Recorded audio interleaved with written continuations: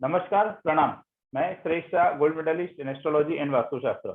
मेरे YouTube channel Safal astro Vastu में आप सबका फिर से एक बार स्वागत करता हूं। आज के वीडियो का जो टॉपिक है वो मैंने लास्ट टू लास्ट वीडियो में जैसे आपके साथ डिस्कस किया था कि हमारे देश के एक बहुत बड़े बिजनेसमैन के ऊपर मैं बनाने वाला हूं, जो एक समय में बहुत बड़े बिजनेसमैन थे। उनके फादर के पास से उनको लाखों करोड़ों की संपत्ति मिली थी, बिजनेस मिला था। और एक ऐसा टाइम था जब उनका नाम देश के टॉप 10 या मैं कह सकता हूँ top 5 businessman, industrialist and richest person में आता था। लेकिन फिर अचानक से क्या हुआ, अचानक से कैसे हुआ, अचानक से क्यों हुआ कि आज वो लगभग इंसॉल्वेंसी की कगार पे खड़े हैं, कर्जदार हो चुके हैं और वो कर्जा चुकाने का भी पैसा नहीं है उनके पास, और अपनी माल सामान संपत्ति सब कुछ बेच रहे हैं और उसमें से बाहर आने की कोशिश कर रहे हैं। और बहुत बड़े लेवल से आज बहुत ही नीचे के लेवल के ऊपर वो आ चुके हैं। तो ऐसा क्यों होता है, किस लिए होता है और उसका एस्ट्रोलॉजिकल रीजन क्या है, हम उसके ऊपर बात करेंगे। और आज का ये जो वीडियो है, ये बनाने का जो मेरा पर्पज है वो है एस्ट्रोलॉजिकल एनालिसिस का। ये वीडियो के थ्रू ना तो मैं किसी के ऊपर कोई पर्सनल कमेंट करना चाहता हूँ या कर रहा हूँ, और ना ही किसी को हर्ट करने का मेरा कोई इरादा है, ना ही किसी के साथ में कोई कॉन्फ्लिक्ट या कंट्रोवर्सी क्रिएट करना चाहता हूँ।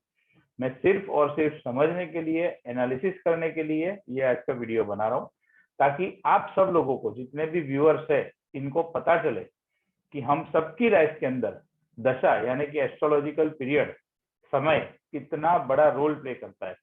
और अगर हम समय का ध्यान नहीं रखेंगे तो समय हमारा ध्यान नहीं रखेगा। हमें हमारा समय देख के, हमें हमारा आने वाला टाइम देख के कोई भी चीज का प्लानिंग करना चाहिए, और अगर वो करेंगे तो हमें कोई तकलीफ नहीं होगी। तो उसी के ऊपर आज बात करते हैं। ये एक बिजनेसमैन है, नाम मैं नहीं लूंगा, आप लोग समझ तो जाएंगे ही। 2002 में उनके फादर की डेथ हुई। फादर की डेथ होने के बाद दोनों भाई के बीच में बिजनेस का और उनकी जायदाद का बंटवारा हुआ। बड़े भाई को कुछ बिजनेस मिले, छोटे भाई को कुछ बिजनेस मिले। कुछ टाइम लीगल फाइट्स भी चली उन लोगों की, और उसके बाद में जब सब कुछ सेटल हो गया, करीब फादर की डेथ के 5-6 साल के बाद में, तब सब कुछ अच्छा चल रहा था, बहुत बढ़िया चल रहा था। और इनफैक्ट मैं कहूँ कि जो छोटे भाई है जिसके ऊपर आज का वीडियो बनाया हुआ है, वो छोटे भाई बड़े भाई से काफी आगे थे। एक समय ऐसा भी था और बहुत बढ़िया चल रहा था, बहुत अच्छा चल रहा था, सब कुछ परफेक्ट था। तो फिर क्या हुआ, अब वो देखने के लिए, वो बताने के लिए मैं आपको स्क्रीन शेयर करता हूँ आज की। और आपको पहले तो बताता हूँ कि ये जो हुआ, टाइम पीरियड क्या चल रहा था, उसके ऊपर थोड़ी सी बात करेंगे। ये देखिए यहाँ पे, जब उनके फादर की डेथ हुई तो वो जो पीरियड था, दैट पीरियड वाज 2002। यानी एस्ट्रोलॉजिकल लैंग्वेज में कहूँ तो उनकी जो दशा थी 1998 से लेके जुपिटर की दशा, उनकी महादशा, उनकी जुपिटर की महादशा यानी कि गुरु की महादशा उनकी चालू हुई, जो कि 2014 तक उनकी चली। 10 सितंबर 2014 तक उनकी जुपिटर की महादशा चली। और ये यही जुपिटर की महादशा है जिस महादशा के अंदर, यानी कि जिस टाइम पीरियड के अंदर उन्होंने, लगभग ये 16 साल का पीरियड है, और यही 16 साल के पीरियड के अंदर फादर की डेथ के बाद 2002 से लेके 2014 यानी 12 साल अभी, तो 12 साल के अंदर उन्होंने बहुत तरक्की करी, बहुत आगे बढ़े, बहुत बड़े लेवल पे गए, सब कुछ अच्छा चला, बहुत बढ़िया चला। 2002 से लेके 2014 तक तो कोई तकलीफ नहीं थी। अब देखिए, फादर के पास से जो उनको बिजनेस मिले, हमारी कुंडली कैसे काम करती है, हम हमारी कुंडली के हिसाब से ही जो भी बिजनेस या जो भी प्रोफेशन सूटेबल है या उसके अंदर जो कुछ फिक्स है उसी तरीके से हमको मिलता है। जैसे फॉर एग्जांपल, ये जो बिजनेसमैन है उनको जो मिला, एक तो मीडिया सेक्शन मिला, उनको एंटरटेनमेंट सेक्शन मिला, फिल्म इंडस्ट्री से कनेक्टेड बिजनेस उनके हिस्से में आया, इंफ्रास्ट्रक्चर के रिलेटेड जो बिजनेस था, कनेक्टेड बिजनेस था, वो उनके हिस्से में आया, और इलेक्ट्रिसिटी यानी कि जो बिजली है वो बिजनेस उनके हिस्से में आया।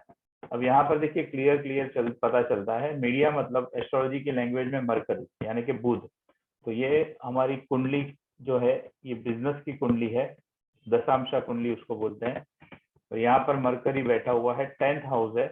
10th हाउस में मरकरी मतलब मीडिया से कनेक्टेड उनके बिजनेस का कनेक्शन हो गया, यानी मीडिया का बिजनेस उनके हिस्से में आया। ये जो 5 नंबर है, ये 5 नंबर मतलब सूर्य, सूर्य यहाँ पर है, सूर्य पिता भी है। तो ये जो बिजनेस है और ये जो पिता का हाउस है, तो बिजनेस का जो लॉर्ड है वो पिता के घर में चला गया, यानी पिता के तरफ से उनको बिजनेस मिलना तय हो गया, वो मिलना ही था उनको। तो ये भी एक बात फिक्स हो गई। उसके साथ साथ में उनको जो मिला मीडिया से कनेक्टेड, एंटरटेनमेंट सेक्टर से कनेक्टेड बिजनेस, तो ये देखिए ये 5th हाउस है, वो मीडिया, ये 5th हाउस जो है वो फिल्म इंडस्ट्री एंड एंटरटेनमेंट से कनेक्शन रखता है। तो ये 5th हाउस का ये जो लॉर्ड है उसका कनेक्शन यहाँ पर सूर्य के साथ हो गया। तो क्या हो गया, उनके बिजनेस के अंदर ये मीडिया एंड एंटरटेनमेंट भी इसके अंदर आ गया। तो इस तरीके से इसका और डिटेल एनालिसिस है, बट हालांकि सब आपको पता नहीं चलेगा, समझ में नहीं आएगा। तो आप इतना समझ लीजिए कि इसी तरीके से हम भी हमारे बिजनेस के अंदर, ये देखिए ये मंगल है, मार्स यानी इलेक्ट्रिसिटी का कारक है, और मंगल अपनी चौथी दृष्टि से ये 10th हाउस यानी जो कि बिजनेस का हाउस है उसको देख रहा है। तो ये बिजनेस के अंदर इलेक्ट्रिसिटी का बिजनेस भी आ गया। तो इसी तरीके से हम भी हमारे लाइफ में जो भी बिजनेस या प्रोफेशन करते हैं वो इसी तरीके से होता है, और डिसाइडेड होता है कि हम कौन से फील्ड में जाएंगे। अगर जो फील्ड डिसाइडेड है, जो सेक्टर हमारी कुंडली के हिसाब से हमारे लिए फेवरेबल है, उसके अंदर अगर हम जाएंगे तो हम बहुत अच्छी और बहुत बड़ी तरक्की करेंगे। कब करेंगे, जब वो टाइम पीरियड हमारे लाइफ में आएगा तो हम बहुत अच्छी और बहुत बड़े लेवल पे तरक्की करेंगे। जो यहाँ के आप देख सकते हो कि ये जो जुपिटर है, ये टाइम पीरियड आया, या एंटरटेनमेंट एंड मीडिया उनके प्रोफेशन के अंदर कनेक्शन था। यहाँ पर आप देख सकते हैं 98 से लेके 2014 तक, 10 सितंबर 2014 तक जुपिटर की महादशा भी थी। तो उनके कुंडली के हिसाब से जो बिजनेस या प्रोफेशन में उनको जाना चाहिए था, करना चाहिए था, वो कर भी रहे थे। और वो टाइम पीरियड, वो दशा भी आ गई, तो उन्होंने बहुत अच्छा, बहुत बढ़िया, बहुत बड़ा राइज किया, जो आप देख सकते हो। तो 2014, 10 सितंबर 2014 तक तो सब कुछ बढ़िया और परफेक्ट था। अब क्या होता है, ये जो दशा होती है ना, वो कभी भी मतलब ऐसे प्री डिसाइडेड होती है कि कब चेंज होगी, लेकिन उसकी कोई डेट फिक्स नहीं होती है। कि कुछ कुछ लोग क्या सोचते हैं कि चलो नया कैलेंडर का नया साल आ गया, मतलब 1 जनवरी 2021 आ गया, अब मेरा बहुत अच्छा चले जाएगा, अब मेरा सब बहुत अच्छा हो जाएगा।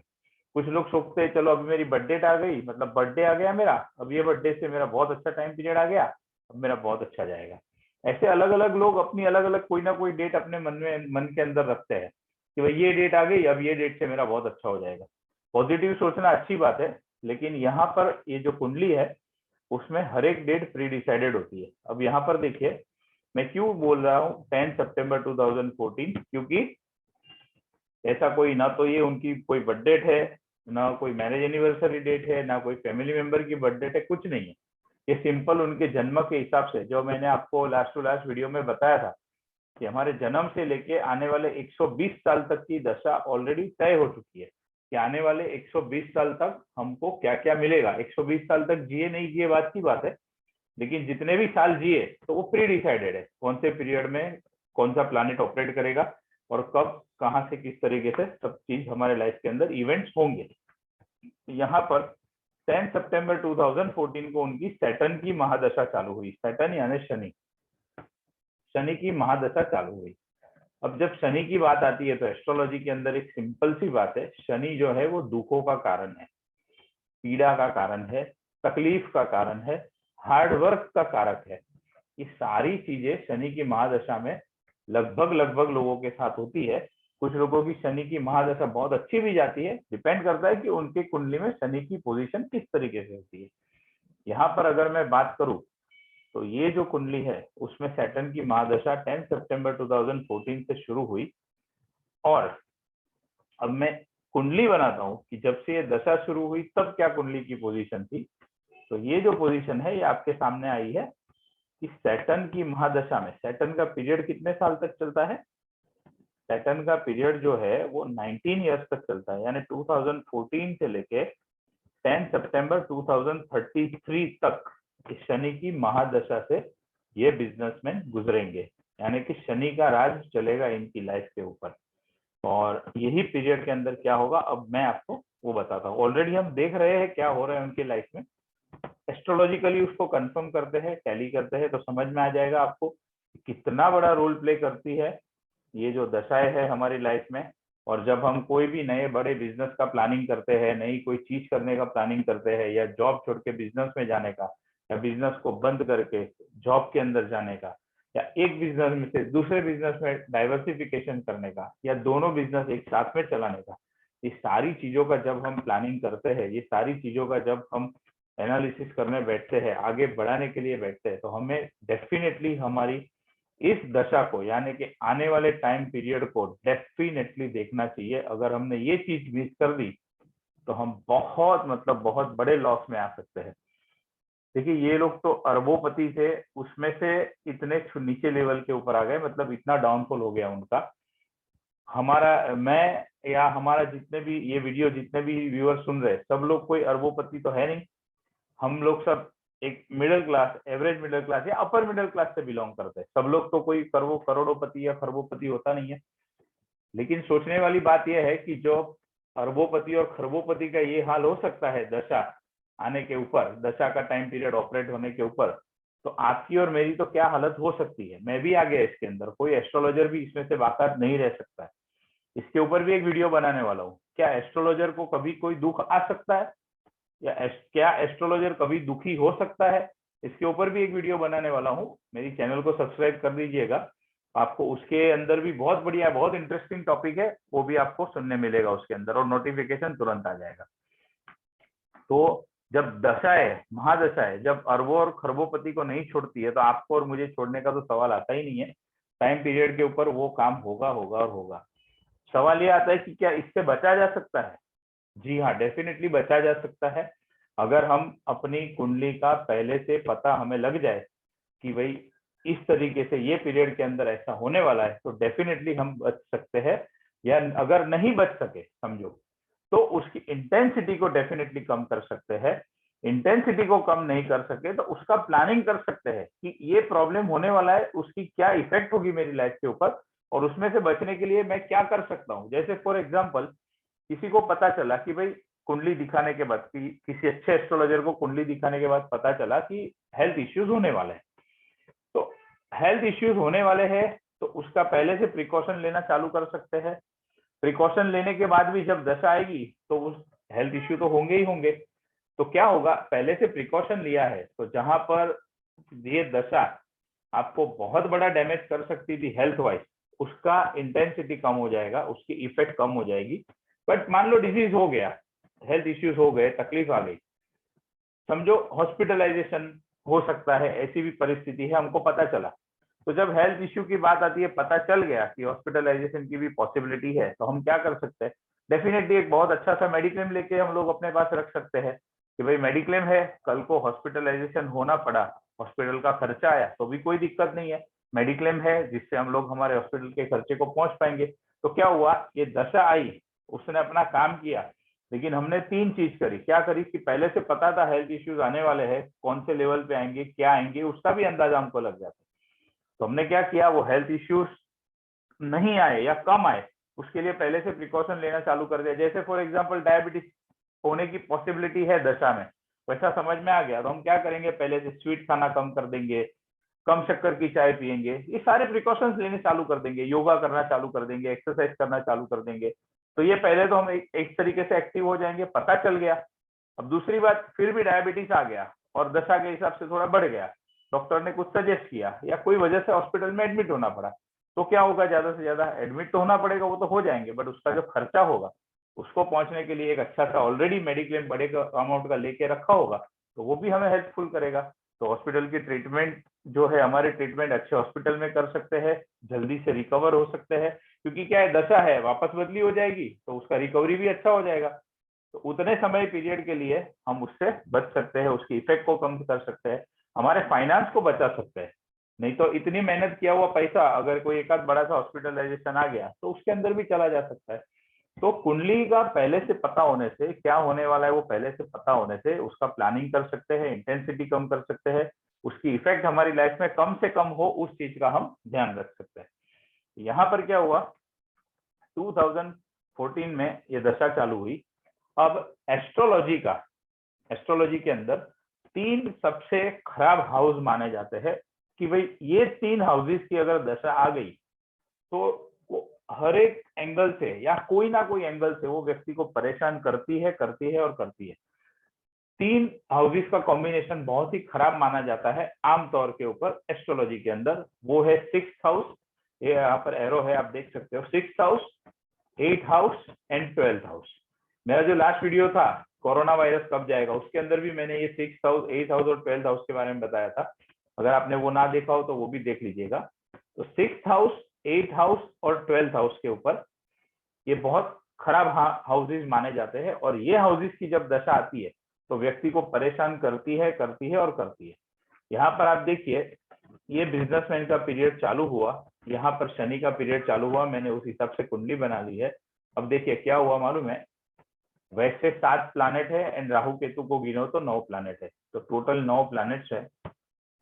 और ये सैटर्न की महादशा के अंदर देखना कितने प्लैनेट 6 से 12 से कनेक्शन रखते हैं, देखना ध्यान से।